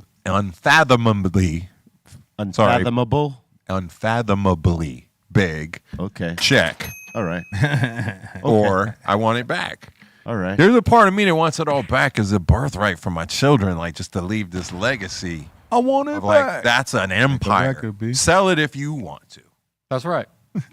I'm leaving you some shit. Yeah. Yeah. Oh, I'm already training. Like my youngest in particular is the one who like fishes out all the music. I'm trying to tell her about like possibly getting involved in like some sort of. I don't think foresee her as a musician. But like, Entertainment law. or even like you. There's people who like choose all the music for movies and choose all the Get it in movies, their head. Entertainment shows, law. music supervision, and shit like that. I was like, there's so many avenues you can turn your taste for music into a job. Yep. DJing. I was like, you could learn to DJ. She's 12. I was like, you can learn to DJ That's easily. entertainment law. Hey, man, At the least. You know what? That way, You know what? no one has to read a I hear contract to you, her. man. No one has to read even if that's not really what she does, but just being able to like fucking study that. I'm gonna play her that Uncle Louis said that. Yeah. I'm gonna bring him. That's what I'm telling. snippet. That's what I'm telling my daughter. Like, hey, look, I know you want to get into law. Whatever law you get into is great. Do that, but also Minor in entertainment. minor in entertainment, so that when you have to read any of these contracts later in life, Well, worst case, we'll send them to Seoul. We'll send Boom. my girls to Seoul. there you go. Yeah. Like, all right, you call your cousin over there call your cousin and have Saul. her check this shit out before you sell it. Better call Soul.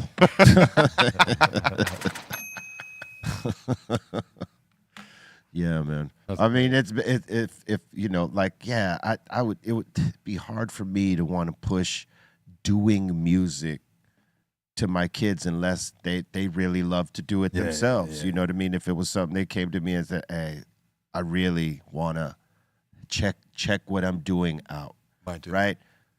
But like for me to be, hey, what are you doing? Why aren't you making beats? Why like they have to want it. Yeah, you'll kill it for them if you do that. I took Layla to her first like theatrical audition yesterday. How'd that go? Destroyed it. Nice. Yeah. The dancing was. They showed him like 16 bars of like a dance, 6, 7, 8, in like 2.5 minutes. She did pretty decent. And when I watched everybody else compared to them, she was right in the middle of the pack. Right. Her song, she blew. I cried. I'm just not ashamed to tell you. Right. Hey. I cried, and then her reading. I was like, I thought she was in there winging it. Man, this girl was so prepared. She was So I was prepared. just so when you were like, if I don't want my kid going to show business, and I think she got the bug for Well, see, that's the thing. If she got the bug for it, the that's theater. Yeah, then you like, support it. all the way. You know what I all mean? the way. But it's- Dude, I was stoked. She was like, Dad, if I get it, you might have to drive me to all the. I was like, what? I better drive you to everyone. See, it's cooler that way though, right? Than a parent try. Like, okay, so the equivalent is the guy who played football and he was the high school star, and then he has kids. He doesn't go to the college ball and he doesn't play pro, but he was the fucking high school fucking star. He thinks maybe his kid could get that and get it. So he's living life through his kid, coming up and grooming him to be a football player and maybe going further, right? And that's the father like putting pressure, like, hey, you need to be this. Like Todd Marinovich, if you ever look up his story, right? He played for the Raiders. He played for Yeah, I remember USC. He was a big name, the ginger fucking quarterback. He had a moment. Yes. His father pressed him to play the sport. He didn't want to even play. But because his father kept pressing him, it kind of he forced the game on him. When he got to the pros, he didn't have such a great outcome because now, like as a pro and as a grown man, you're a little bit out of your father's reach. But he didn't have a good time playing the sport because it wasn't really his dream. It was his father's dream. And I feel like Exactly. if you're an artist and you want your kids to be in the shit, they gotta want it. Like Layla wants it. Like she's like enthused. I that think she it's wants her first one, but driving home, she was on fire. But I'm Like, just saying, like they have to want it as opposed to us saying, hey, no, this is the life you're gonna live. If you want to do this, this is what you got to do, and you're gonna fucking do this, and I'm gonna guide you through it. And then you start over pressing, which happens to a lot of the child stars, and then you see the fucking the problem of adapting into adult life from being a child star to now adulthood because they've been sheltered and all this other shit, and so they fucking turn the fuck up on a different level. a And big part of it me too was watching like the almost terror for her beforehand, and then like to overcome it, and then do the song, and then afterwards the elation. It was just like such a The anxiety, the roller coaster that's ride. your ride with your kid. You know what I mean? It's like you experience every bit of that anxiety and fear as they're about to go up. You're, oh my God. And you know what it feels like for you, but now you're feeling it for your kid. You're multiplied. Yeah. I mean, bottom line, these kids are gonna do what they want to do, man. Let me Absolutely. tell you, I got my son back in the days a union job, and he went for a few days and he quit. He was like, yo, I don't want to do that shit. I'm like, nigga, this is a union job. You know, like, people are online for these jobs. Like, like it you know, and it even cost me money to get them in that spot. Yeah. And I was like, you know what? They're gonna do what they want. B. Yeah. You can't push it or force it on. You know. They got to follow their own path. They follow. Yeah, just like we did. That's why I'm like I was saying, if my daughter says to me, or if my son had said to me, you know what I mean, like, hey, I want to try and do music. This is what I got going on. Boom. I'm gonna let them know what it's gonna take for them to actually be doing this, but I'll support. Yeah. You know what I mean? I wouldn't try to push it away from them. But one thing is I wouldn't try to push it on them. No fucking way. Not with how this shit is. And we talk about this bullshit a lot with the streaming stuff and our royalties on the streaming shit, right? Mm-hmm. And there was just a story today about a dude that owns Spotify. They found out that like he fucking invests in weapons development, you know, and he's making all this money off of all of our fucking music, and we're getting paid fucking crumbs on that. Meanwhile, this dude's taking all that money he's making from all of our fucking music and investing into the weapons industry. Yeah. Oh shit. That story just, I think, came out today. What the fuck? It's ugly, you know. And when you think about how us as artists, we're getting fucked on our royalty streams on these streaming services when they've tried to kill the tried to kill the hard copy sale by knocking down all these fucking mom and pop shops and the franchises that sold music. I mean, fuck, dude. It's pretty fucked up. Anyway, we're way over. Today's National Gummy Worm Day. Also National Tapioca Pudding Day. Both good. And it's National I Love Horses Day. Damn, that's dope. I could respect a horse. Oh, I love horses, man. I'm too high for this. Yeah. And did you know? Oh, yeah. It is the birthday of legendary guitarist Joe Satriani. What? Who is that? What does he play for? He plays he's a solo artist. Yeah, Jazz, jazz, like, you know, kind jazz. of. Yeah, but he could play, man. That motherfucker could He play. taught Steve Vai how to play and Kirk Hammett. Yeah. Like legends. And those are two bad motherfuckers themselves. Yeah. And did you know, in 1966, a person by the name of Jason Bonham, son of John, was born. Happy birthday, Jason. Yeah. I hung out with him a few times. Is he cool? Yeah. I remember I had a hit in the 80s. That one, it was like one song. He told me. Oh, his band Bonham, right? Yeah. He told me a cool story about his father. It wasn't a cool story, but it was a cool story, if you know what I mean. Right. Oh, wow. He told me how Mario, rest in peace, the owner of the Rainbow Bar and Grill, how one day John Bonham had bought one of those Burt Reynolds Trans Ams that he used at Smokey and the Bandit. Yeah. With the T-top, Right. Huh? T-tops and shit. Yeah.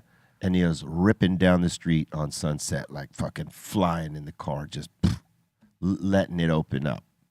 And he was loaded. And he came to the Bow and he was partying some more. And Mario would not give him his keys. You know, Shut he's him like, down. "No, you're going to have to go and get in a cab. I'm not going to let you drive this car no more. I see what you were doing on Sunset. No, you got to go home and you got to jump in a cab." And he was, fuck yeah. And Mario knocked him out, put him in a cab, sent him home. John Bonham. No way. As told to me by son Jason, son of John. I always liked Mario, man. Yeah, he's a good guy, man. Salute. Peace. Did you know, in 1970, the bassist, legendary Chi Chang, was born. Deftones. Rest in peace. Happy birthday, Chang. Happy birthday. I knew many bass players that wanted to be like that dude Yeah, because he played wild. You know what I'm saying? he had the crazy voice too. Like, Yeah. Like you know, I mean, you played with him, Steph. We had a dude that, like, fucking, how do you say? I don't know if adored is the right word, but like he was definitely super influenced by Chi, his playing. The only thing is that he couldn't hit the notes like Chi. He could do all the crazy whipping, but he could not play consistently trying to do the performance style of my bro right here. I remember way back in the day. Yeah. Yeah. God bless her, dude. Yeah, salute, Happy Tommy. birthday. All right. Did you know it is the birthday of John Dolmayan? I think that's how you say it. Dolmayan? Dolmayan? He's a vampire. Happy birthday, John. Yeah, he's a fucking badass too. Yes. They are killing it. System of a Down are out there fucking smashing gigs. Yeah. What up, Shabu? The Oh homie. yeah, Shabo. Yeah, salute to Chavo. They got the fucking crowd. Oh, they were showing footage of this crowd they had recently where it was like fucking, it looked like 10 mosh pits jumping off. That shit was yeah. crazy. Did you know it is the birthday of Gabriel Iglesias, a.k.a. Fluffy, born on this day in 1976. He's gonna eat good today. Yeah. Well, every day pretty much. But you know what I mean. Birthdays today. That's a funny motherfucker right there. That's right. Did you know on this day in 1997, Missy Elliott dropped Super Duper Fly? Damn, plastic bags. I seen a dad Garbage go pick up bags. his Yeah. kid from school wearing that shit, shit doing was- the dance and everything to embarrass his kid. That's good. Oh my god. That's you want to embarrass your kid? That's a good one right He's there. like a dad that's known for doing pranks on his kids. Every time he goes to pick them up from school, the kids already know he's gonna do some wild shit. It's funny that's as good. hell. Did you know on this day in 1990, we lost Trouble T. Roy? Rest in peace.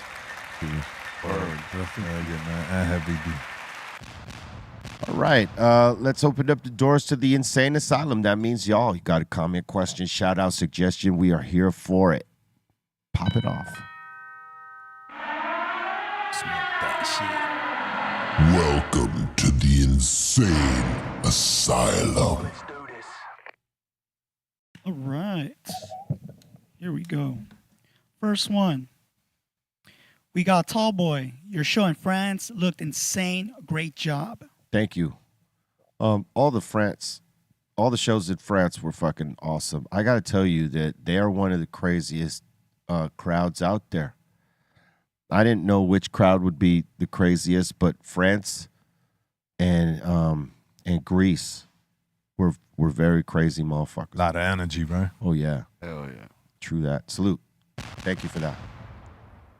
Next one, we got Karina. Been rocking that Critical Beatdown CD a lot recently. Found it on my search for used CDs that I didn't have or never replaced the tape version I had.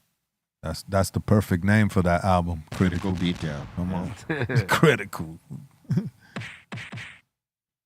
All right, Midget Mike. Yo, Steph. Congrats. Deftones finally earned new platinum and gold IRAA certifications. Yes. As anticipation builds for the new studio album, are you hyped about it? Hell yeah. It'd be nice when it's out. And we can all enjoy it. Can't wait. Next one. Jason Murillo. Congrats to Steftone on the new single. It's badass. Thank you. Also, respect to Everlast. What It's Like is a powerful song that has helped me through tough times. Metal horns. Appreciate you, man. I'm glad. Thank you. All right, next one we got Above Below. Welcome back, B. Salute to the table. Been enjoying your guys' coffee. Better than drinking a cup of Frica Malacchino coffee at Starbucks or whatever. Yeah, see, more of that. I want to hear more of that. Thank you, sir. Keep enjoying. We are going to keep making it. Cafecito.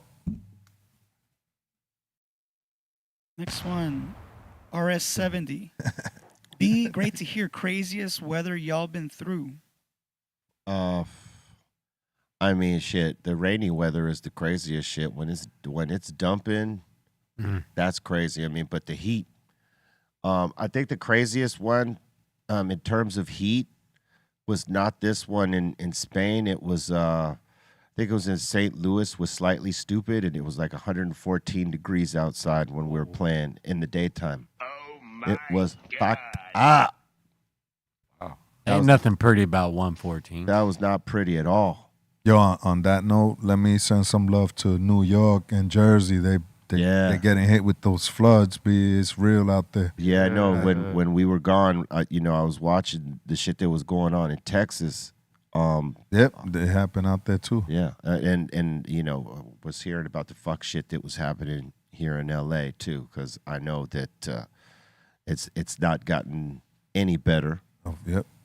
And they out. I know a lot of people that got back. Them peoples is out. And got sent back. Last week they had the big trails in the sky. It takes about a week to get over there. So boosh. Yeah, crazy. All right. All right. Cali Blaze.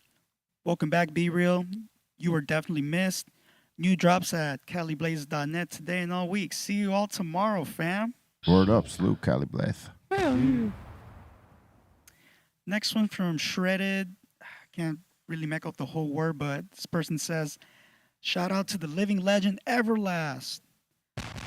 Cypress handles business everywhere. Appreciate it. Next one from Zero Fox Zero. What up, OGs? Could I get a birthday shout out for my girl Ruby? Thank you, party uno, dos, tres. Happy birthday, Ruby. Happy birthday, Ruby. Yeah, Happy birthday, Ruby. Party 3, 2, 1. All right, next one is from Nacho's Media Drip. Who's ready for Friday's release of the Upside Down by Slightly Stupid, Charlie Tuna, and Be Real? Make sure to pre-save today. Hashtag I'm with stupid. That's right. Another joint coming out. Salute to Charlie Tuna. He completely ripped that song. And Charlie's crazy. Yeah, and Slightly Stupid. They did their thing like they always do. Salute to my He bros. got that voice. The voice is. He got the voice from the book. This is the big homie, man. Yeah. And his art is dope too. Have you considered collecting any of his pieces? We've spoken before. He knows where I'm at. You know how to get at me. Alhamdulillah. He's had some pieces I've inquired about, but they were gone by the time I inquired about them. Have you seen Supernat's art? I don't think I have. Oh man, you gotta check out Supernat. I will have to go do that. Oh, his shit is stupid, man. Yeah, I tripped out when he showed me his first art pieces. I was like, the problem these days for me is things just get crated up and put in storage because you've seen crib, man. It's a fucking art gallery. I need to lick a space on my walls, literally. Bro. Yeah. Like no, I hear you. There's a counter with like all the pictures of my kids. And the rest, there's no gold no records fucking- on the wall. Yeah. There's no pictures Yeah. of anything on the wall. It's art. Yeah, Like, I mostly front got to back. family shit on my wall. I don't even got my plaques up. They're down here somewhere. And yeah, art is dope. all that there's Okay, down like in my studio, but not even hung, like all leaning against the wall. Like How times change. Yeah, I used to have plaques on the wall. I remember them And days. then motherfuckers start looking at them and charging me you want to know double the for all the fun- work. Hey, the first time my kids saw like my platinum plaques, she was like, "What are those?" I was like, "These are for going platinum." She was like, "What does that mean?" Like when you sell 1 million records. She was like, "Is that a lot?" Like because they're used to billion streams. Like Yeah. I'm like Yeah. it's a lot. 1 million records don't It's a sound like lot. shit compared to 1 billion streams, but they don't pay like. I mean, the billion streams don't pay like 1 million copies of physical hard copies. That- Even though we don't get paid a lot on that, neither. They totally fuck us there Are too. you still like on a Label- major label- label? labels No, I'm got saying paid. when you have a major label deal, that's how they do you. Let's just 'Cause say I do let's, short, small runs of vinyl, and let's just say these labels record, got paid. record store day is good. I mean, you we always got make paid. something nice for These record store labels day. got paid.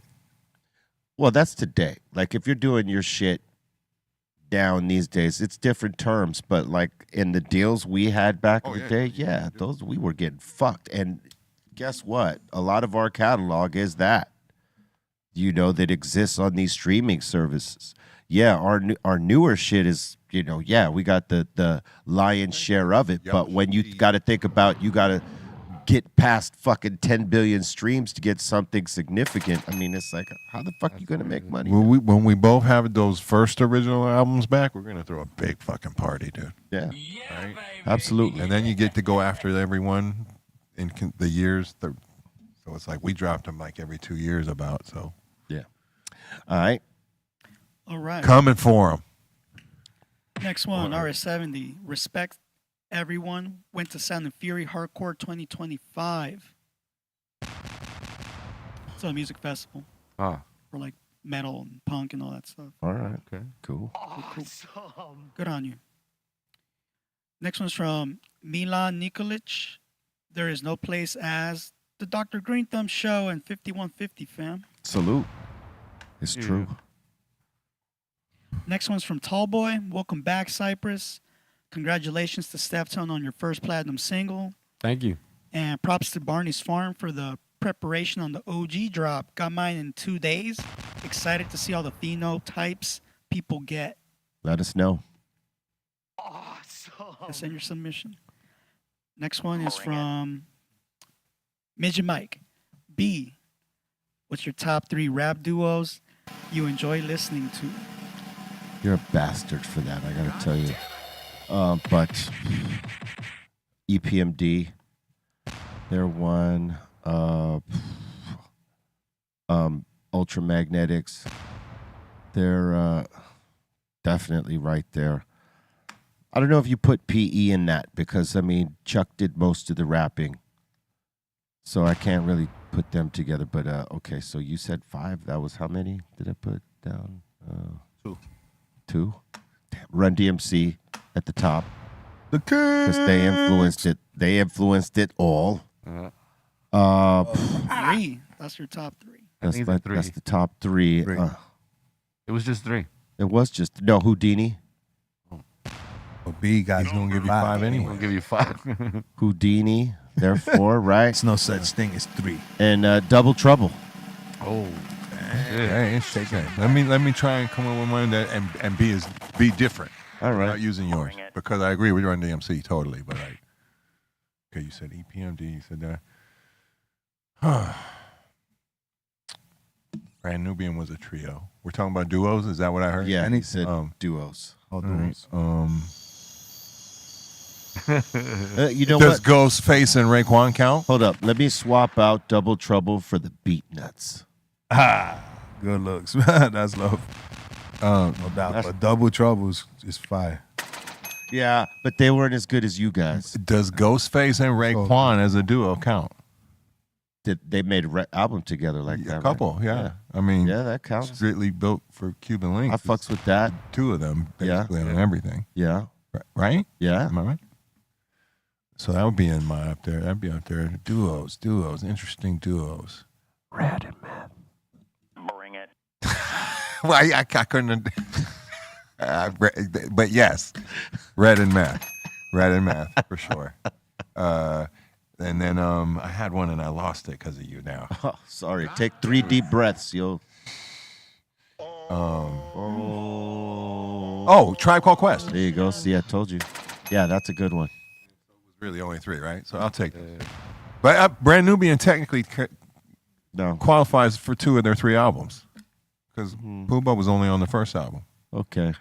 But I'll stick with the 3 I had. Yeah, that's a good 3. Red Meth, How about you, Les? You got Ghost and 3? Ray. Best duels. Yeah, duos. Yeah. I'm gonna take it way back to the beginning. Jungle Brothers. Okay. You know what I'm saying? Okay. No. Yeah. How did I miss that? No. Like it. Black Sheep. You know, Yeah. De La Soul Yeah. was Yeah. 3, but you know it's 2. Well, it was Two really rap- 2 rapping. Yeah. Yeah. So yeah, you know the whole that Okay. No, I think it I don't mean 3 people. 2 You got rappers. 3? yeah. So Black Sheep really was only one rapper. Not, but that Long raps. Mr. Long, you know, he makes the Occasionally. beats. He makes the beats. So Yeah, Lethal. yeah. But Drez is the man. That he wasn't a rapper. Yeah. You know what I mean? Yeah, no, I would just say you guys are already saying them already. Okay. Pretty much. How about you?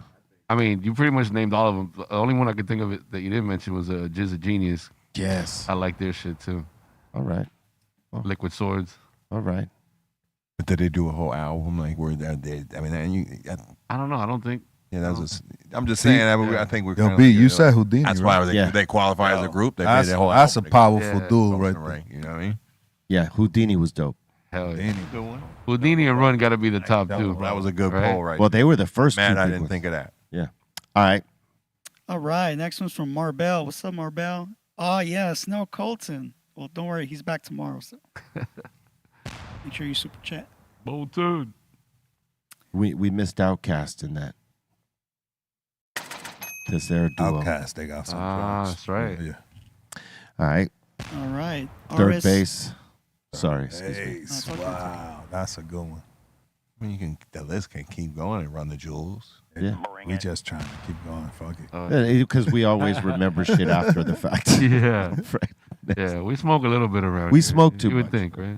Or just enough. Starts to flow. Use gosh darn stoners. Next one. RS70. Respects to those creating just to get up. Yeah. Word. Megan, welcome back, B. Perhaps this is an ignorant question, but could you record music and not a special track that could only be heard on a vinyl and not on streaming? That's a pretty good question. I'm sure there's some way of doing that. You do anything you want. Well, like to have like a secret track that only plays on the streaming or on the physical and not on the streaming service. I don't know. I mean, I'm sure you could, but you could. I mean, the way to do that is just to do two separate recordings of the same thing. You just add something on one that the other one doesn't have, and you put them out, and you could market as such. I mean, I one up honestly, it. the whole shit could get crippled in a minute if we all just said, fuck it. You can't play my music anymore. If everyone decided, right, as a let's just say a music union, say, hey, no one's putting out any new music on any of your fucking services until, that would cripple it. You know, we need that Napster moment where Lars gets pissed. Yeah, Fuck we need Lars this, to get I'm pissed. suing these guys. We need Lars to get mad again. Lars, come to the rescue. Yeah. You know, That's right.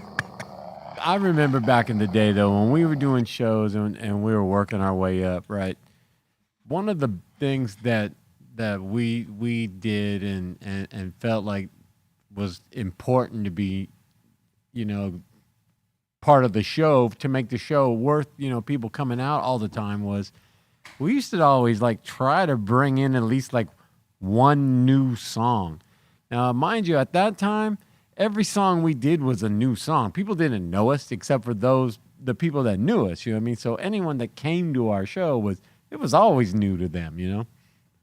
But point I'm making is that you can just do some new songs at the show that's not recorded, and we're never going to record it. That was it. We only played it live. That's dope. Hell yeah, I like Yeah, You know what I'm talking about? yeah, That's how you control that's it. special. Well, there You used just to never be- record it. Yeah. I mean, Love didn't that like shit. there was bands that had shit like that. Didn't like what Grateful Dead like didn't they have Yeah. like a song Dark Star or something like that they only played live. They Yeah, didn't, I don't you know if just- it ever made a record. Yeah, or you anything come to like the that. show. That's where you see this song. That's where you gonna hear it. Yep. That's, I don't know if that was the name of the song. I'm pretty sure, but there was a lot of bands that did things sort of like that. Yeah, you don't get that on records. You Yeah. got to come There's also see the that. type Yeah. bands that would encourage you to bring your little fucking fire. microphone thing and set it up and bootleg the show. Yeah, we can make that song just as sick as the one on the record, Rerun. but this one's not recorded.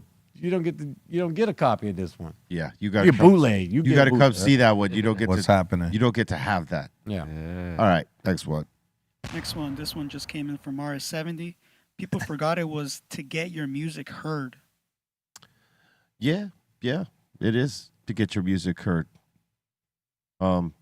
That's if you're gonna make music, you obviously want it heard. Problem is that a lot of these fucking streaming services got the same template and the same royalty output, and it's unfair to every artist, even if you own the music. It stands at that same rate. I feel like this was the statement made that bottom line is it's about getting heard. Am I correct in what I heard? I heard that, but I didn't know what it was in relation to. Yeah, me neither. I think about either. the streaming, But but I'm that thinking was it's what the I took it streaming, as. yeah. But what I was going to say is make a point that, like, when I took, I took ownership of my records and left the label and became my own situation, and my core audience is my core audience. But basically it went down from my exposure with the machine of a major to some, but I hate to break it down to this like kind of argument, but like I make more money doing what I do now. And it's not because more people are listening to my music. It's because I'm doing what I want to do, and the people who like what I do like what I do. Do Right? what you gotta Yeah. do. You know what I mean? So it's not all about like the maximum exposure. Yeah, no, you that's could the get problem off- with almost what this whole the whole.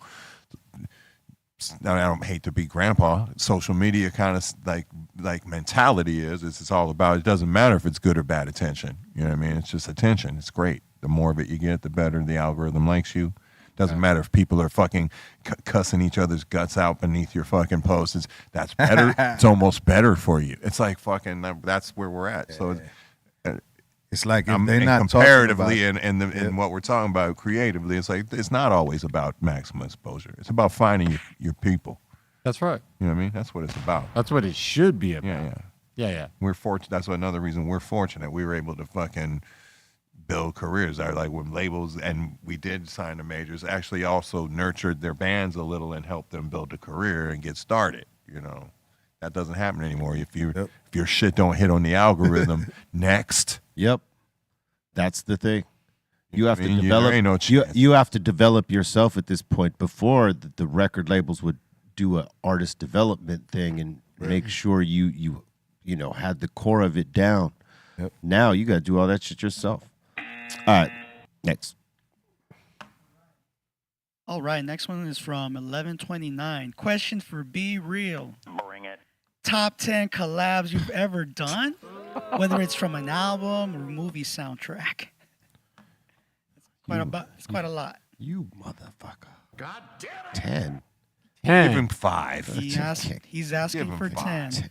10. 10 is You're going to have to look that up. That's egregious. It Top is 10. egregious. Let's see. Group Therapy with Dre, KRS-One, Nas, and RBX. That's one. What's the other one? The shit with Shaq, Cube, and Peter Guns, Men of Steel, or whatever that was called.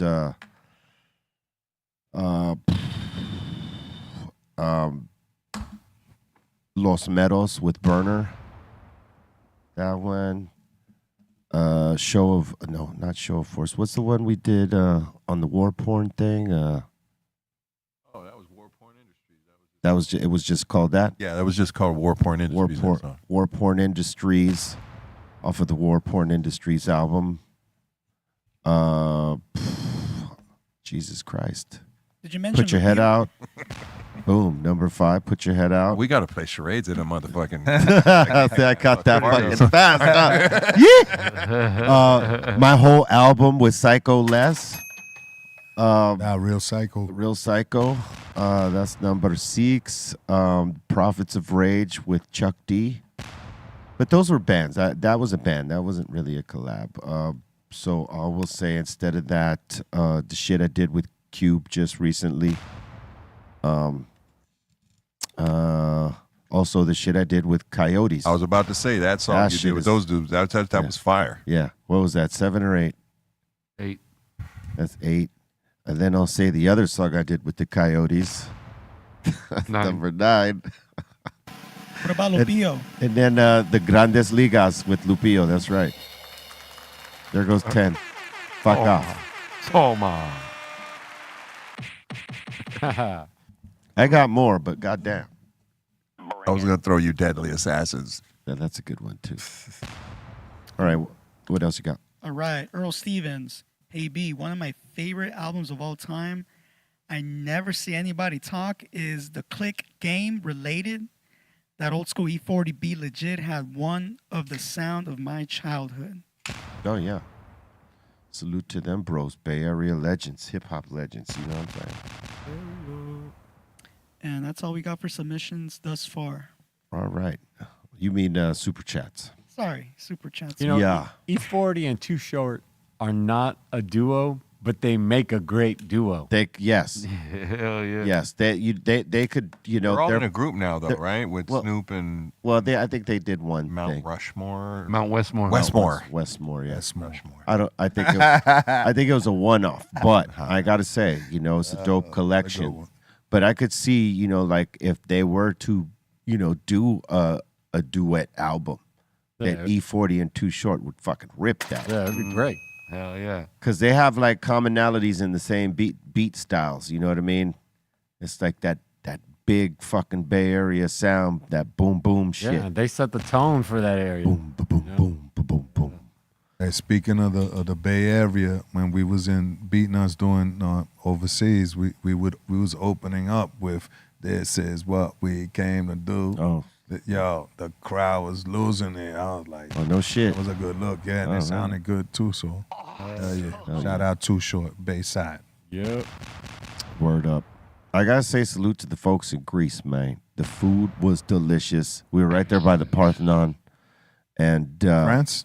No, in Greece. Oh, Greece. And wow. And the crowd was crazy. That was probably one of the craziest crowds. And I anticipated it would be between the French and the Greece. They got amazing food out there. Yeah, but the food was nuts. Everything amazing. Yeah, there was two places we played that was, or there was this one spot we played in, and I think I had played it with, fuck, who did I play that fucking gig with? I don't know, but it was made by the fucking Romans. And fuck, what year did they say? It was thousands of years old. It's a venue in I think it was the one in maybe it was the one in Lyon. Or is it? No, it's not Lyon. It's Talking about Greece or you don't? no. France. It's in France. Oh shit. Did you make it to the Parthenon? We didn't make it this time. Like Lord did. I had went when I had went with Prophets, which was like, you know, like I don't know, 4 or 5 years back, whatever it was. That shit's incredible. And it was pretty dope then. You know what I mean?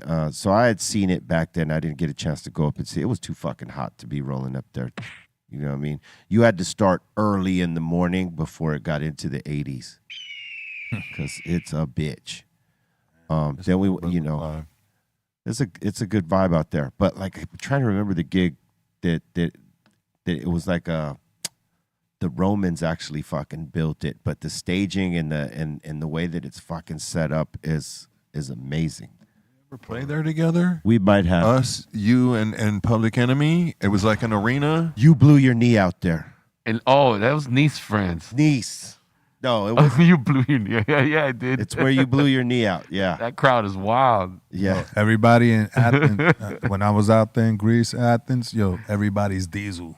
Like little kids. Oh, yeah. Like diesel. We seen a big old Grease motherfucker that was right? Ripped. like damn. But they're hip hop heads. They got Yeah, their yeah, fucking they love love for hip that hop. shit. Hey, you know what's a trip about Greece? You would love it, Eric, because been. you know. No, I know you've been, but I'm saying these days, right now, it's like I'm gonna say 80% of the city is graffitied in Athens. In You Athens. know how I feel. Last time I went there is the first time they really kicked up dust in Athens. Oh shit. It was wild, because the city, it was a moving thing. Like protests were going off all over the Yeah, place. I I'm remember starting to see the graffiti. I gotta go back. I ain't toured in like 6 years. It's coming. We was out there. We was out there with Onyx, so that shit was extra lit. You know, Yeah, because they got a hot show Athens too. is nice energy out there. Man. Great environment too. I love just how everything's all hills and you know Oh yeah, it's beautiful. Yeah, dope. even the And- women are diesel over there. And it's not expensive out there right now. It's nice out there. Yeah. Shout out to the think they- homeboy Johnny when I'm G. talking about last time I was there, like their money collapsed out from under them. Or Yeah, something. yeah. Like, Yeah. it was crazy, and it's- people were losing their minds, right? And It's that right now. You know what I'm saying? They're still dealing with that. still at it. But it is a beautiful place. Yeah, they know how to party too. Yeah. Thessaloniki goes off too. I mean, they start. Most of them start dinner at like 10 o'clock, 11. It's crazy. Yeah, they live It's good. like, how do y'all do that? They eat good food though. They do. It's way better. Hey, I had this shit out here. Like I've had lamb before, but more like lamb chops, right? But they had some shit on the menu, and this restaurant we went to, and it had baked lamb. Oh my God. It was Fogo like style, like their beef ribs, or like Bart's ribs. They just kind of fall apart. This fucking baked lamb was hungry. I was like, oh my God. And I hadn't had that style here. I could not find it. You know what I'm saying? Not that I was looking for it, but like I had never seen it on no menu like that, the way they had it. I was like, wow, this shit is fucking crazy. Yeah, those are lamb chops. They got that flaming cheese. Bro, yeah, the Greeks know how to cook. Oh yeah, they got their shit. I mean, thousands of years. Yeah, they got it down. Thousands of years, B. Word up. I mean, the Parthenon is 2,400 years old. I don't know how old it is, but it's a trip when you're at it. I seen a clip of Trace like singing. Well, he's along old with too. some joints at the concert. What the fuck was he doing? Wait, what? Oh, Say that again? yeah. He was what? Like he was on the mic, like yelling something. Can't get the best of me. He was doing He's that. always posting like him and whoever is like, doing background vocals. How did Yeah, Trace end up with a mic? Well, Like- so for that song, we have them three just doing the "Can't Get the Best of Me" that's parts dope. of the background. Yeah. So it's him, Trace, Bobby, and Carly. So they're off stage, but they're doing the backgrounds to that song. And I guess he fucking posted it. That's dope. Yeah. That we call him Peter, Paul, and Peter, Paul, and Mary, or Peter, Paul, and Carly. Yeah. Yeah. They locked in. They actually fucking locked in. He was focused. Yeah. I was seeing it. I was like, yeah, okay. I was surprised they got the cadence, but they actually got it. It's not that hard. Was he in a band before or anything? No. No? He's a radio guy. Oh, okay. Oh, he's a rock star on Instagram dude, when he's doing his Oh yeah, world. Yeah. He's yeah. He used to do the radio show the Truman Show. over on KMEL. You know him and this DJ Franny. You've probably Yeah. seen him. Yeah. But hey, what up though, Trace? I be seeing different coffees in your kitchen every morning, dude. When you do your little like walkthrough, hey, I don't want to see that no more, dude. Dr. Greenthumbs, we're gonna have to have fines. That's a message right there. I mean, It's a I know you do Keurig cups, but they have ones you could just fill up with the coffee, bro. Come on, Come on, come on, bro. don't make me report you to the board. You could even put syrup in that coffee. You know. I what want I'm to saying? try that. But, Not the syrup part, the part with the Keurig. yeah. The Keurig cup. Coca-Cola. Well, you can get ones that work that you fill your own coffee with. Yeah. I mean, just like Nespresso has those little pots. You can do that. But shit. we are on the verge of like getting them produced and having them on sale. The Nespresso ones you can fill your own? Yeah. I've never seen those yet, but I would. You got to get them on Amazon. Yeah, you just go on Amazon, yeah. it's anything on the planet you can find on fucking Amazon, man. eBay, Amazon. You can find those little cups there. Like we have two of them here. It's a great thing. So that way, like if you wanted to put any coffee, you could put it in there and try it out. All right. What else you got? Anything? Nope. All right, man. We want to thank everybody for getting down with us today. You know what I'm saying? Salute. We're back for a little while before we start the next tour in August. So we're going to be holding it down till that time. And much love once again to everybody that came out to all them shows. I know you're probably on a different time zone. You're not watching. But if it gets to you, salute. And it's good to be back, even though all this craziness is happening down here. We got to stand strong on our toes. You know what I'm saying? On our 10 toes, got to stand strong. All right? Much love to all y'all. All right? Hold each other up. You got any shout-outs? Yeah, the entire motherfucking listening world that tunes into the Dr. Greenthumb show. My man Be Real for having me, Steph Tone, and congratulations on your single. My man Psycho Les. Yo. Forever. DJ FM, love you, man. Fucking keep supporting the coffee. We about to step into the next phase of actually getting commercials going and shit like that. So like promotion of a new level. It's a fun experiment, and you heard the guys. I want to hear more emails about the coffee. So write in, post about it on the thing. You're gonna win a box at the end of the day. You guys don't even understand. Wait till you see. Tune in. Les. Yo. shout out everybody just hanging out with us, the whole Dr. Greenthumb crew, the Cypress Hill crew, you know, everybody. Sosa for coming through, you know. He's always chilling. If you're on the IG, follow me, Psycho Less Official, and go to the website, thepsycholessshop.com, and get ready for the mix after this. So, you know, don't go nowhere. Rah, rah. All right. We got a super chat from Johnny Surf Dog. So hyped up for the St. Augustine show. August 8th, North Florida, old surfer crew. We grew up on Cypress Hill. We're just a little beach town, but we come with it. We're ready for the shit to go down. Salute to you, Johnny. Much love, man. Thank you for that super chat. Yeah, and thanks for tuning in, y'all. Shout out to Dom, and what's up, Steph Tone? Yeah. Shout out Mark Sargent, Karen B, David Wise, Kaiser Sosa, FM, B, Everlast, Psycho Leezy, Ray at Morning Shop Films, Bolton.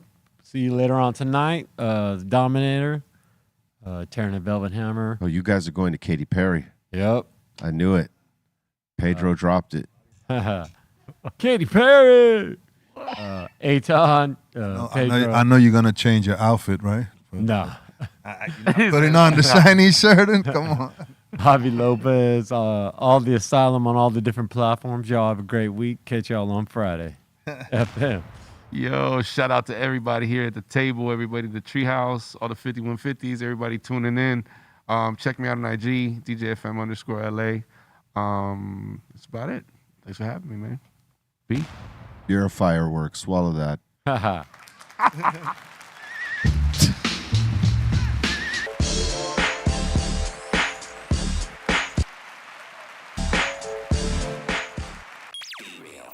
BREALTV.